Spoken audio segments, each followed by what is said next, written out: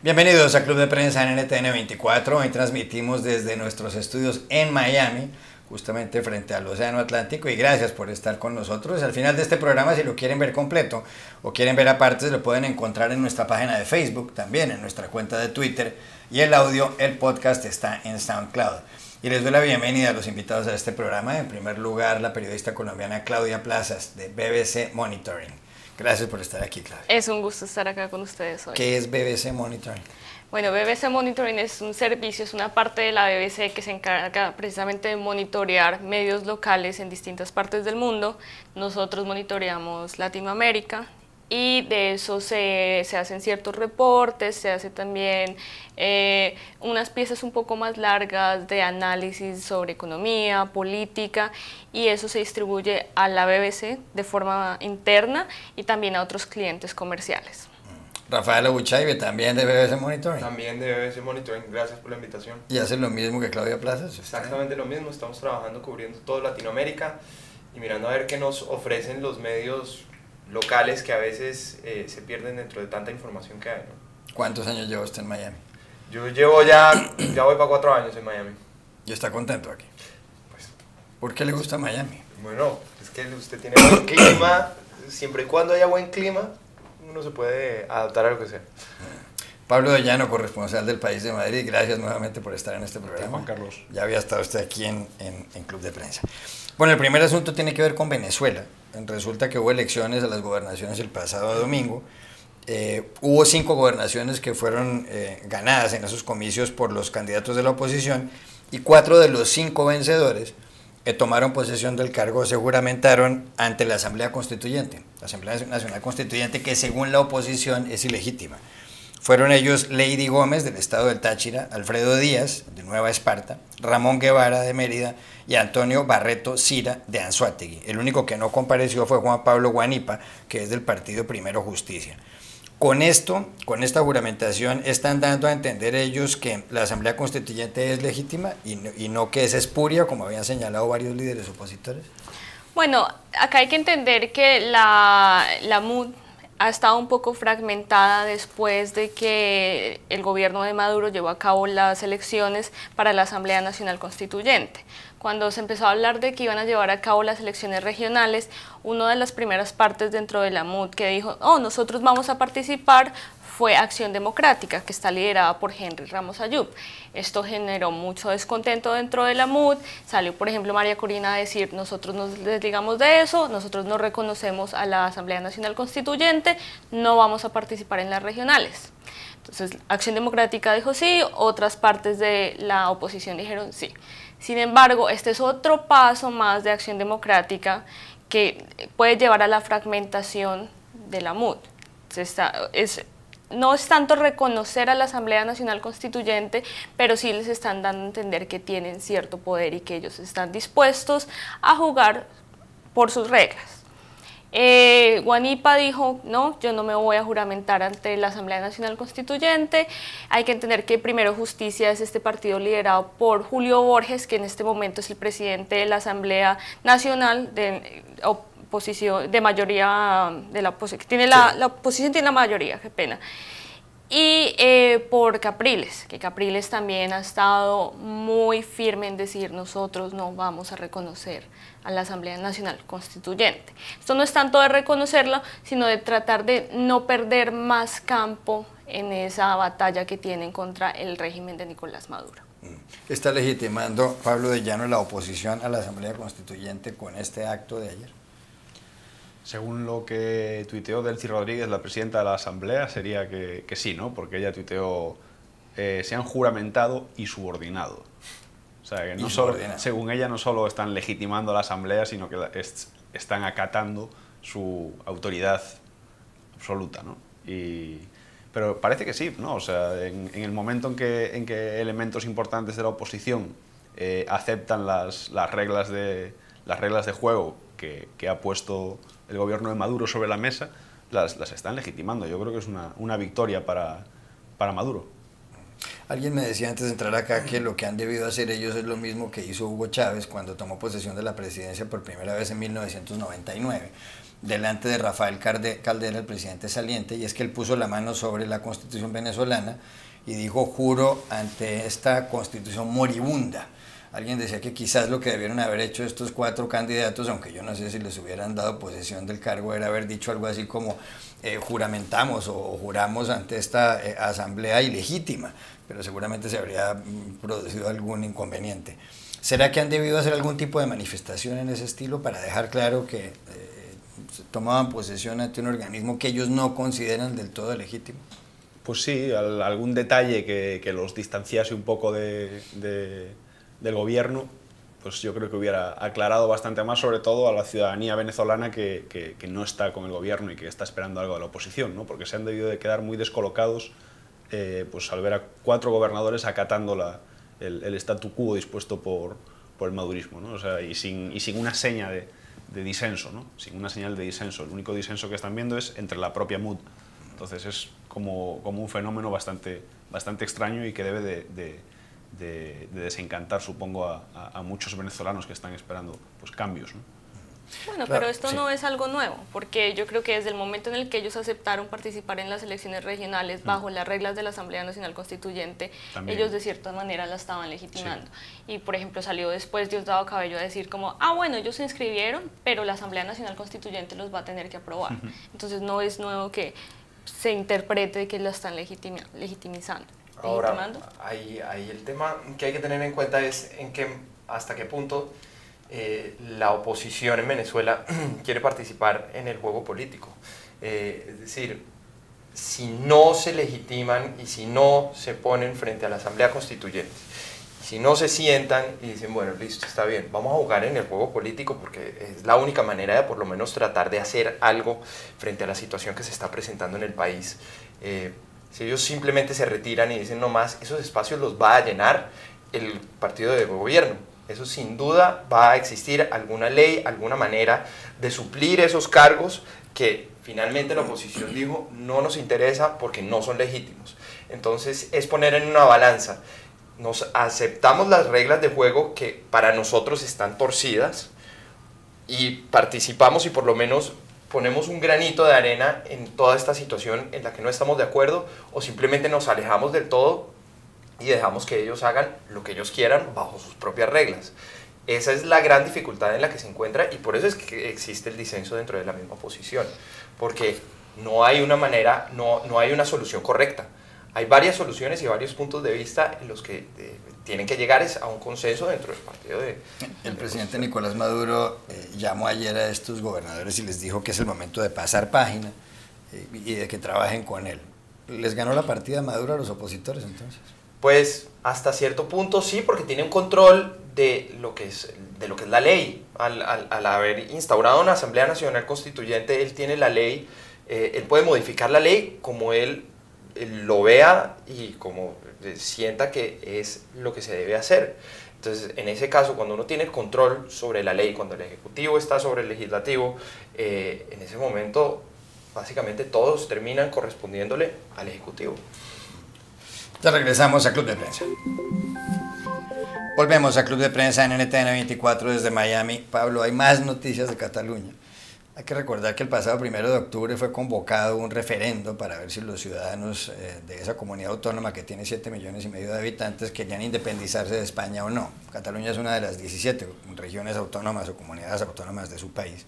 Ese referendo lo convocó la Generalitat, que es el gobierno regional de Cataluña, presidido por Carles Puigdemont, por un lado, pero además fue considerado inconstitucional por el Tribunal Constitucional Español y el presidente del gobierno central de España, Mariano Rajoy, también lo consideró inconstitucional. Desde entonces ha habido un desarrollo político importante.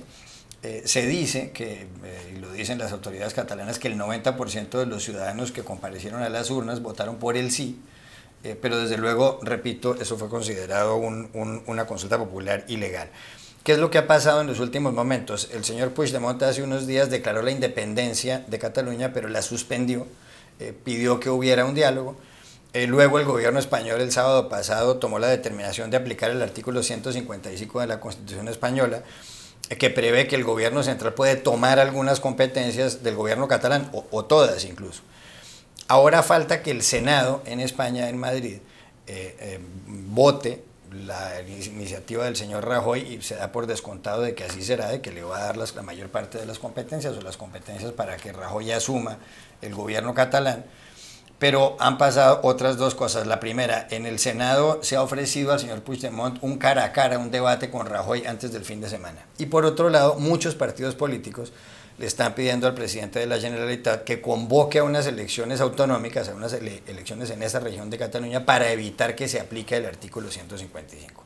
La primera pregunta, y desde luego esto es la pregunta del millón, es si el señor Puigdemont va a convocar esos comicios autonómicos para evitar que se aplique el 155 y para tener algún margen de maniobra, o si va a ir hasta el final, va a declarar la independencia y va a terminar esto con el gobierno central español asumiendo las competencias del gobierno regional. Bueno, pues es un gran misterio, y el asunto es que en el soberanismo catalán hay dos polos más o menos distinguibles.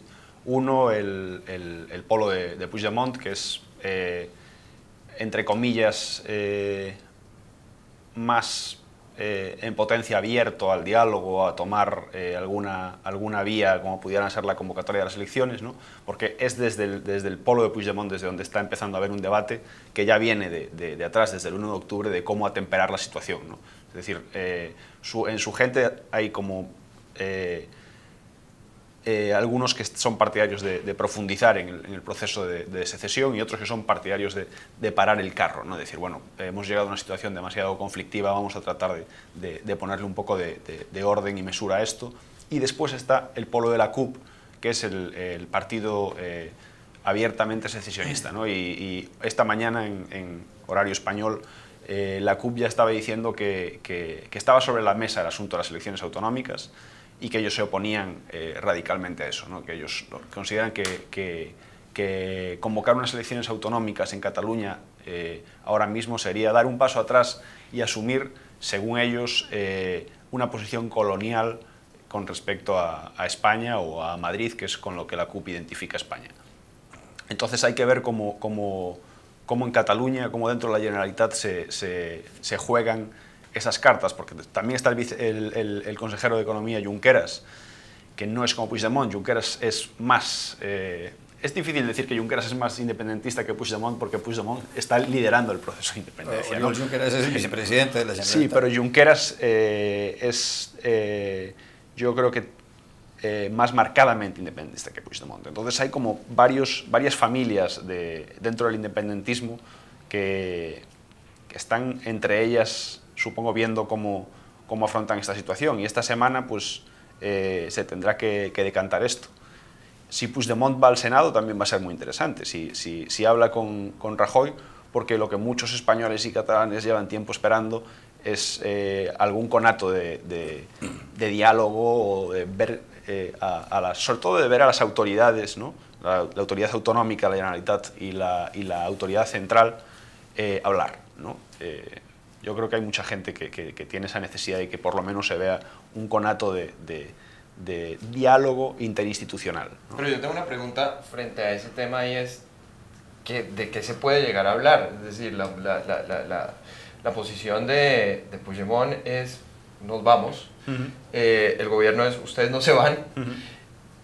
Ahí ¿qué tipo de espacios puede haber y hasta qué punto se puede llegar a un punto medio? En la política, una cosa son las posiciones de principio ante el público, y otra cosa son las decisiones pragmáticas sobre la marcha, ¿no? Entonces, yo creo que el hecho de que Puigdemont haya apostado como sin otra alternativa por la independencia no significa que ellos no puedan corregir el paso sobre el camino, ¿no?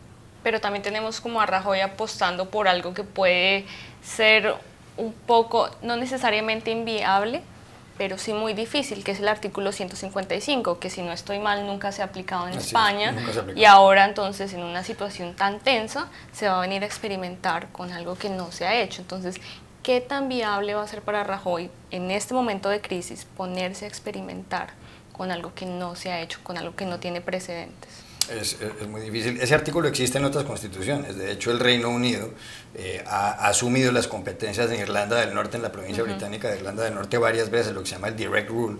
Ese artículo existe también en la Constitución alemana. Pero lo que plantea Claudia es interesante porque aquí hay una cosa, en medio de la complejidad de este asunto, hay algunas cosas claras. La primera, desde el punto de vista de la legalidad, el señor Rajoy tiene razón, y el Tribunal Constitucional Español pues tiene razón. Ese referendo del pasado 1 de octubre no se ha debido convocar.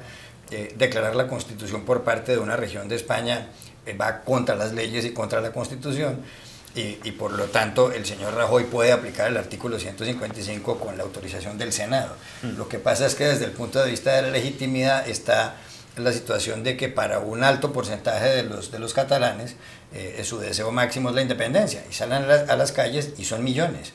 El problema es cómo resolver eso, porque la única manera sería cambiar la Constitución, y para ello pues habría que ir al Congreso de los Diputados, al Congreso en Madrid, y por una mayoría además calificada se podrían reformar algunos artículos para ver si se les puede permitir en Cataluña que haya un referendo de acuerdo con la ley, pero esto no es una cosa muy sencilla, porque estas regiones españolas podrían pedir lo mismo, como por ejemplo el País Vasco, y tendrían que desde luego opinar las otras fuerzas políticas. El tema de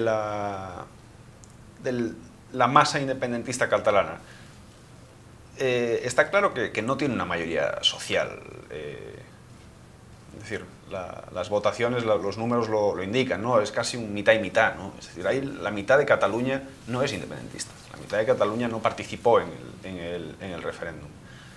Entonces, porque cuando hablabas de... No me quedó claro lo que planteabas, que como que hay una legitimidad en el movimiento independentista. Es legítimo que haya gente que quiera independizarse. Sí, no, claro. Otra cosa es que legalmente no pueda salir uno a votar a un referéndum convocado regionalmente. El problema es canalizar una voluntad política que es el independentismo por fuera de la legalidad, ¿no? Eso es lo que crea pues un embudo, o sea, y no es en lo que estamos. Es decir, si el soberanismo catalán estuviese utilizando las herramientas parlamentarias, las herramientas de sociedad civil, etcétera, etcétera, no estaríamos en esta situación. El problema es que la Generalitat aprobó una ley de transitoriedad para la independencia unilateral. Entonces es una situación formal que no abre camino a ningún tipo de diálogo, y que además deja fuera a una masa social muy importante de catalanes que no son independentistas y pueden ser catalanistas, pueden ser pues más favorables en fin, pueden tener 1000 opiniones distintas, desde el nacionalismo al no nacionalismo, pero que no son independentistas, ¿no? Que creen en una Cataluña dentro de España y dentro de la Unión Europea. Toda esa masa social está fuera de juego. Sí. Para cerrar este tema de Cataluña, quería aprovechar que están ustedes dos aquí que trabajan en BBC Monitoring y analizan lo que pasa en la prensa internacional. ¿Quién ha ganado la batalla en la prensa extranjera aquí? ¿El señor Rajoy o el señor Puigdemont? ¿El gobierno central español o el gobierno de Cataluña? Yo siento que indudablemente la prensa está a favor del gobierno central de España, la prensa internacional. Yo no diría que necesariamente a favor, pero sí creo que le están dando un poco más la razón a Rajoy que a Puigdemont. Sin embargo, hay que resaltar que muchos medios sí criticaron los métodos de violencia con los que las fuerzas de seguridad trataron de impedir el referendo que se llevó a cabo en Cataluña. Eso sí fue criticado severamente en muchos medios, no solamente acá en Estados Unidos, sino en Latinoamérica y en Europa. Quiero cambiar de asunto radicalmente y venir aquí a los Estados Unidos. Ha habido un escándalo en las últimas semanas, desde que el periódico The New York Times reveló los excesos sexuales del señor Harvey Weinstein, uno de los fundadores de los estudios Miramax y de la compañía Weinstein con sus hermanos. Además fue despedido justamente de esta compañía. El señor Weinstein estuvo detrás de películas muy famosas como Shakespeare in Love o Shakespeare enamorado, o como Pulp Fiction en 1994, y han salido más de 40 mujeres a decir, en algunos casos que fueron violadas, en otros casos que fueron acosadas sexualmente. Y en esa lista hay gente como Gwyneth Paltrow, o como Mira Sorvino, o como Angelina Jolie.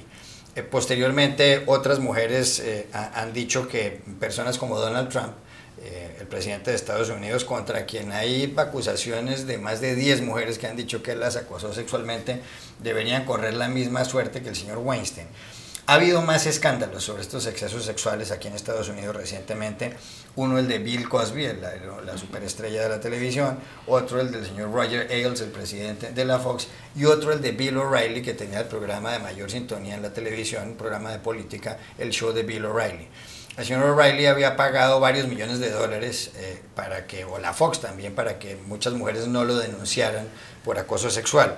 Pero incluso está el caso de Liz Wheel, una analista de asuntos legales, a quien la Fox le pagó 32 millones de dólares para que no contara los excesos del señor O'Reilly. Ayer el señor O'Reilly dijo que esto no era muy grave, que incluso en la cadena Fox nadie se había quejado. Y Megyn Kelly, una periodista que fue muy famosa justamente en la cadena Fox y que ahora está en la NBC, apareció en televisión y dijo que eso no es verdad, que cuando ella estaba en la Fox había alertado sobre lo que estaba haciendo el señor O'Reilly, y que además pagar 32 millones de dólares por un arreglo de estos era una suma astronómica. Hay que tener en cuenta, y ella lo dijo, que O.J. Simpson llegó a pagar 33 millones y medio de dólares a familias de personas asesinadas en el escándalo de él. ¿Tiene razón aquí Megyn Kelly? ¿Está haciendo muy blanda la opinión con una persona como Bill O'Reilly, o ella está cometiendo un exceso en relación con O'Reilly? El tema de Megyn Kelly es que ella misma fue víctima de acoso sexual, según ella, por el presidente de la Fox, que era Roger Ailes.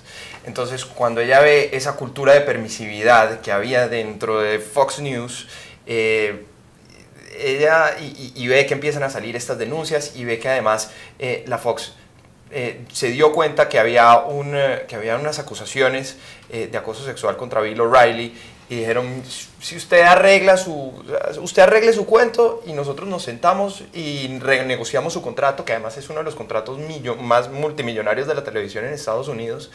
Ella siente que hay una posición completamente injusta frente a las mujeres, y que le está dando permisividad a esa cultura del acoso sexual, de empujar a las mujeres a hacer cosas que ellas no quieren, simplemente para poder, aprovechando las posiciones de poder. Entonces, la posición de Bill O'Reilly es: esto está políticamente motivado. Pero siento que el gran debate aquí es hasta qué punto las motivaciones sexuales, y hasta qué punto el tema del acoso sexual está tipificado, y hasta qué punto se puede considerar acoso sexual y qué no. Ese es como uno de los grandes debates que falta tener dentro de los Estados Unidos, y porque uno empieza con todo este tema de Harvey Weinstein, y uno empieza a ver una gran cantidad de, por supuesto, testimonios que son increíbles y que lo dejan a uno boquiabierto de las sandeces que han hecho algunas personas con mujeres, pero empieza uno también a ver que hay unos tintes que no dan tanto para acoso sexual, sino que son simplemente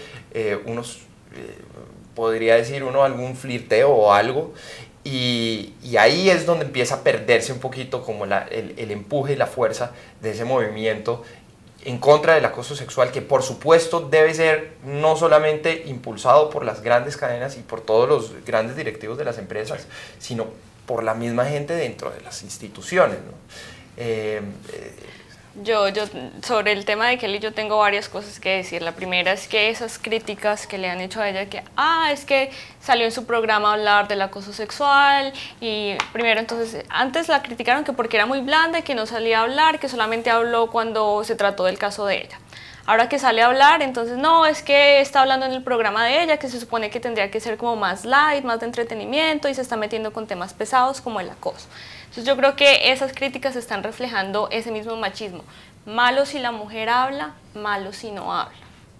Entonces yo creo que sí, en esta industria esas mismas críticas se están como emergiendo y están mostrando que el acoso es muy sistemático. Rafael estaba hablando que a veces no se diferencia mucho la línea entre el coqueteo y el acoso.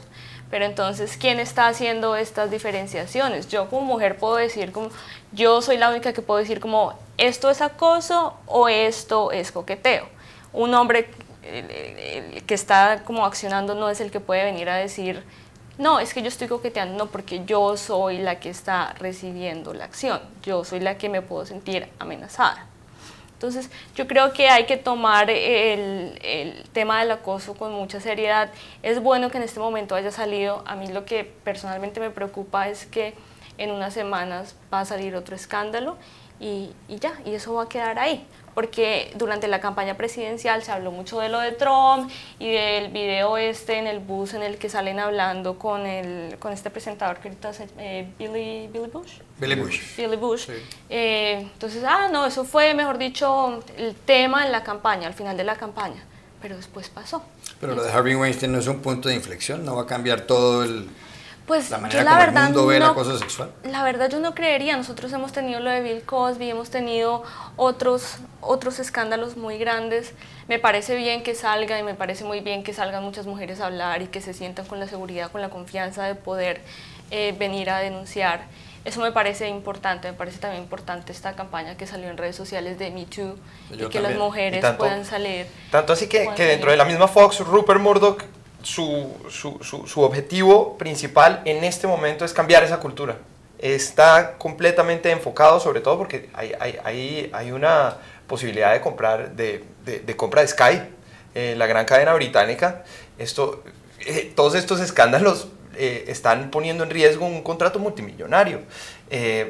La imagen pública sí importa, a pesar de que la gente sienta en estos momentos que el tema de la imagen pública no pasa nada después del video de Billy Bush y el presidente Donald Trump. Y más allá del entretenimiento nos estamos dando cuenta que está afectando en otras esferas. Tenemos a la gimnasta olímpica de acá de Estados Unidos, Michaela Maroney, que salió a decir que ella fue abusada desde los 13 años hasta casi los 19 años cuando se retiró del deporte por uno de los doctores del equipo de gimnasia de Estados Unidos. Entonces acá por lo menos abrió un canal para que las mujeres se sientan con la confianza de salir a decir como, miren, en esta industria también pasa, en esta también y en esta también. Que claro, es alarmante porque estamos viendo que no es solamente el entretenimiento, sino son otras esferas y que esto es muy sistemático y más común de lo que se pensaba inicialmente. Pablo de Llano.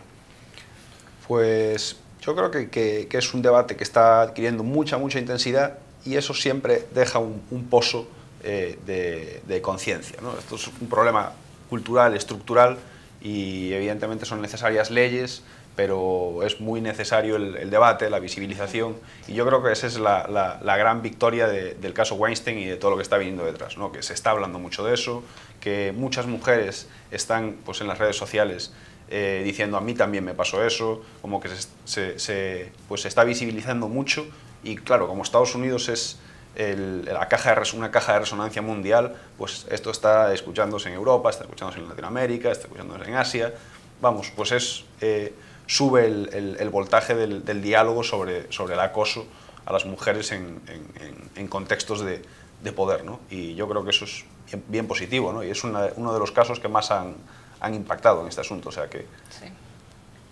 Sobre todo por el poder que tenía Harvey Weinstein. Sí, ¿no? tremendo. Harvey Weinstein es un tipo que su compañía tiene nada menos que 2000 nominaciones a los premios Oscar. Eso no lo tiene cualquier persona. 2000 nominaciones. Sí, sí. Pero es también precisamente Se por cayó esa un rey al relación de suelo. poder. Claro. Que los hombres poderosos que se sienten con la capacidad para acosar a las Y la mujeres e declaración. irse de florecitas que nada les va a pasar. Lo que dijo, pues porque tienen lo que poder. dijo de Tarantino fue interesantísimo, ¿no? Lo de sabía demasiado como para lo poco que dije, ¿no? Algo así dijo, ¿no? Sí. No es palabra por palabra, pero... O por ejemplo que salga Woody Allen a decir como, oh sí, no, pasó esto. Que salga Pero Woody Allen ya. que también ha sido muy Y es criticado el mismo por miedo, cosas personales, ¿no? Estas Porque- declaraciones de Tarantino muestran el mismo miedo que le tiene todo el mundo al señor Harvey Weinstein. Pero es que este hombre me produjo todas mis películas. Yo soy uno de los directores más reconocidos en Hollywood gracias a la producción de este hombre. Y yo tengo una cantidad de información en mi cabeza. Yo sé que esto no está normal, pero es que es Harvey Weinstein, es mi amigo, Entonces, ese miedo también está. El poderío que tenía Harvey Weinstein se refleja en absolutamente todos los ámbitos. Claro que nos lleva al mismo tema de Trump, ¿no? A las acusaciones contra Trump, el poder del presidente. Ese es otro tema. Ya regresamos a Club de Prensa. Volvemos a Club de Prensa en NTN 24 desde Miami. Claudia, este jueves, pasado mañana, se van a abrir los archivos con los documentos de la muerte, sobre la muerte de John Kennedy, presidente que fue asesinado el 22 de noviembre de 1963 en Dallas por Lee Harvey Oswald. El señor Oswald fue detenido 8 minutos después del asesinato de Kennedy, pero además murió, después fue muerto a las pocas horas, un par de días después, y no se saben muchas cosas sobre la muerte de Kennedy. Hay tal manto de misterio que hay quienes dicen, absurdamente por supuesto, que Kennedy está vivo. Es como esos locos que creen que está vivo en una isla junto con Adolfo Hitler, que también supuestamente está vivo y que también se encuentra en Latinoamérica, ¿no? Que Elvis llegó Presley, en una isla en América Latina. Pero bueno, lo cierto del caso es que hay 3.000 folios que no han sido desarchivados, que están allí. No se sabe muy bien sobre unos viajes del señor Oswald a la Unión Soviética y a otros países. ¿Qué se puede encontrar ahí que no se sepa? Porque realmente esto todo es un misterio.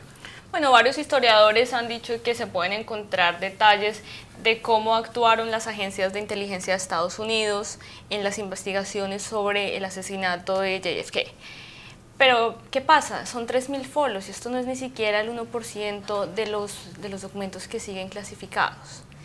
Lo que sí me parece importante es que Trump haya dicho que los va a desclasificar. Claro, había una ley de 1992 que daba el plazo hasta el 26 de octubre, pero todo esto lo están manejando más que como un tema de seguridad nacional y de política, como de entretenimiento, porque va un amigo de Trump al programa del señor Alex Jones, que todos lo conocemos por sus teorías de conspiración, precisamente la de Sandy Hook, donde dijo que todo esto había sido un montaje. Pero en fin, va el amigo de Trump al programa del señor Jones y dice, como, no, yo fui el que convencí al presidente de que desclasifiquen eso. Entonces, sí, pero ¿con qué motivo? Además, es de conocimiento público que el presidente Trump ha jugado un papel en alimentar ciertas teorías de conspiración. Precisamente en la campaña acusó al papá del también candidato republicano Ted Cruz de supuestamente tener conexiones con el acusado del asesinato de John F. Kennedy. También se sabe que Trump, y es de conocimiento público, participó en esa teoría de conspiración de que Obama no nació en Estados Unidos. Entonces, esto más que un tema político se está manejando como entretenimiento, como un tema muy liviano. Entonces, queda como dudas de cuál es la intención de la administración del presidente Trump al desclasificar estos documentos. Puede que esto lleve al desprestigio del accionar de las agencias de inteligencia o puede que al final no pase nada, porque a veces desclasifican documentos y es muy poco lo que en realidad se sabe que ya no sea de conocimiento público. ¿Qué puede aparecer aquí en estos documentos, Pablo de Llano? Pues yo supongo que nada, ¿no? Llevamos 50 años con el asesinato de Kennedy a vueltas y como decía Claudia, es una porción muy pequeñita de los documentos clasificados. Y sí, pues yo también lo que vi, la idea que escuché es la misma, la de que puede verse si las agencias de inteligencia actuaron no conspirativamente, pero sí negligentemente, ¿no? Que descuidaron los datos que había. Al parecer había bastante información sobre los movimientos de Lee Harvey Oswald y que entonces pues tal vez hay algunos detalles que desmitifiquen un poco la efectividad operativa de la Agencia Central de Inteligencia o algo por el estilo, pero no sé si más allá de eso, Rafael... Hay un tema que a mí me llama mucho la atención y muy seguramente los televidentes se acuerdan de la película de 1992 de Oliver Stone, JFK, donde un factor muy importante en el asesinato, según la película, era el factor cubano, ¿no? Y estamos en un punto donde el tema del espionaje cubano volvió a retomar... Los ataques sónicos, ¿no? Los ataques sónicos, y no me sorprendería, ojo, y esto es pura teoría conspirativa también de acá, que apareciera algo que tenga que ver con el tema cubano. O sea, lo estaba diciendo bien Claudia. Donald Trump en su momento en la campaña dijo que el papá de Ted Cruz, que también que también es cubano, había tenido que ver y le dio validez a una historia que había salido en el National Enquirer. Claro, pero ese sería el tema cubano desde el anticastrismo. Sí. Es decir, que fue el anticastrismo el que no quería que hubiese un acercamiento entre Kennedy y Fidel y que por eso... Claro. Entonces, no como conspiración desde La Habana, que es otra de las teorías que existen. Es otra de las teorías y que es la que se maneja finalmente en la película, ¿no? Pero yo creo que también hay otro peligro y ese es, como decimos en Colombia, de hilar muy fino. Claro, o vayan a no. encontrar algo y entonces lo vayan a empezar a hacer asociaciones que no tienen nada que De ver. donde Se salga la corre ese palabra riesgo. Cuba en un solo de esos documentos, sí. eso No, va a ya. ser caótico. La bomba. Caótico. Bueno, cambio de asunto, y esto me lo proponía Claudia Plazas ayer, tiene que ver con que el Acuerdo de París, aquel que se firmó en la capital francesa en el 2015 a finales para luchar contra el cambio climático, fue suscrito por la mayor parte de las naciones del mundo. Solamente había dos por fuera, que eran Siria y Nicaragua. Posteriormente llegó a la presidencia Donald Trump, sacó a Estados Unidos del Acuerdo de París, pero ayer el presidente nicaragüense Daniel Ortega, o la presidencia, emitió un comunicado diciendo que Nicaragua va a unirse al Acuerdo de París porque según Ortega es la única manera de luchar contra el cambio climático. De manera que han quedado todos los países del mundo a un lado y al otro lado han quedado solamente Siria y Estados Unidos. ¿Qué efectos tiene esto de Nicaragua ayer? Bueno, una precisión chiquitica, y es que Estados Unidos anunció la decisión de retirarse, pero para que se pueda retirar Sí. todavía le falta un proceso largo. Sobre la decisión de Nicaragua es bastante interesante porque Nicaragua, en el comunicado que fue firmado por Daniel Ortega y su esposa, que es la vicepresidenta, dicen, mire, este acuerdo no es perfecto, pero es lo que hay. Está sirviendo para enfrentar los problemas del cambio climático. Hemos visto que han incrementado los desastres naturales, los daños materiales, las pérdidas de vida. Entonces, listo, lo vamos a firmar. Claro, esto deja muy mal parado a Estados Unidos. A Siria no tanto, porque Siria es un país en guerra, que en este momento está al margen, tiene problemas mucho más graves por los cuales preocuparse. Pero, por ejemplo, tenemos a Corea del Norte, que es un país que está aislado y que participó firmando el Acuerdo de París. Pero entonces ahora Estados Unidos, ¿en qué posición queda? Claro, la administración del presidente Trump dijo como, no, es que va a afectar a la industria petrolera, entonces no vamos a dejar que le cause problemas a nuestras industrias, nos vamos a salir de eso, eso a nosotros no nos sirve. Pero, por ejemplo, tenemos a China, que también es muy dependiente de ese tipo de energías, que dijo, bueno, nosotros sí los vamos a firmar. Causa curiosidad que ahora sí Nicaragua lo haya firmado después de que se rehusó y que dijo que este no era un acuerdo, que dejaba en desventaja a los países en desarrollo, porque en realidad los mayores responsables eran los países desarrollados, que eran los causantes de más del 70% de la contaminación. Pero entonces ahora hay que ver ¿y Estados Unidos qué va a hacer? ¿Qué medidas va a tomar? Porque, ok, se sale del Acuerdo de París, pero ¿eso qué significa? Que no va a tomar ninguna medida contra el cambio climático, que bueno, es bastante engorroso, porque también dentro de la administración del presidente Trump hay muchas dudas y hay mucho debate en qué tan cierto es esto del cambio climático. Rafael Abuchaibe. Básicamente es una muestra más de que la administración de los Estados Unidos en este momento va en contravía de lo que va la mayoría, por lo menos el consenso internacional.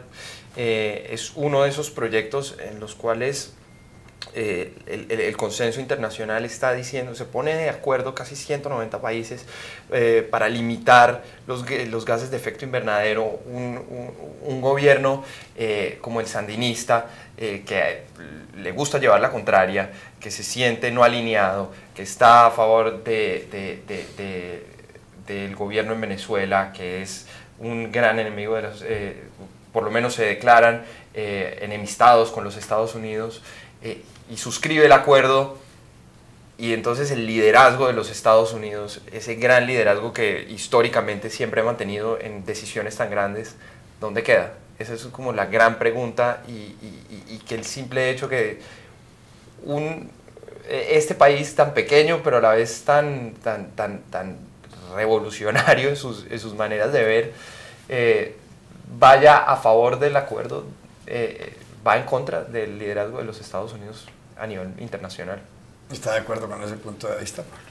Sí, bueno, exhibe, ¿no?, a Trump y a su administración en su deriva aislacionista americana, ¿no? Porque ahora pues queda con el Assad, ¿no?, como contrario al Acuerdo de París, y sí, ¿no?, y lo deja como un intransigente, un político como Daniel Ortega. Pero yo me pregunto, ¿por qué Nicaragua se empecinó tanto en esta posición?